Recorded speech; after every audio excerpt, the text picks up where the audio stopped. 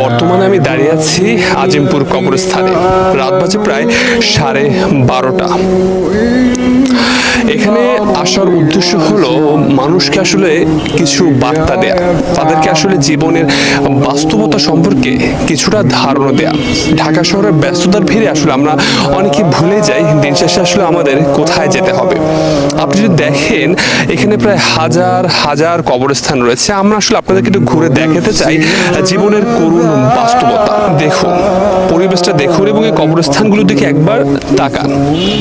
এদের কিন্তু প্রিয় মানুষ ছিল, বন্ধু ছিল, কত আত্মীয় স্বজন ছিল, কিন্তু আজ দেখুন এই রাতের বেলা গভীর অন্ধকার, এদের পাশে কিন্তু কেউ নেই। আপনার বেলাও কিন্তু ঠিক একই ধরনেরই ঘটনা ঘটবে। আমরা যদি এই সত্যটা উপলব্ধি করতে পারি, হয়তো আমাদের জীবন অনেকাংশেই বদলে যাবে। রাত গভীর হলে কবরস্থান যেন আরো নিস্তব্ধ হয়ে আসে।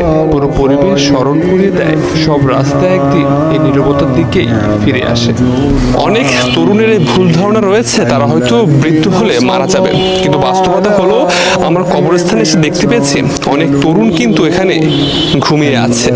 তারা কিন্তু চলে গেছে পৃথিবী ছেড়ে। এবং আপনি দেখেন আমার সামনেই কিন্তু একটি কবর রয়েছে যেখানে আমাদের মতো তরুণী কিন্তু ঘুমিয়ে আছে চিরনিদ্রায়। কবরস্থানের মধ্য দিয়ে হাঁটতে হাঁটতে মনে পড়ে সব দৌড়ঝাঁপের শেষ গন্তব্য এখানে। এটাই জীবনের শেষ চিহ্ন।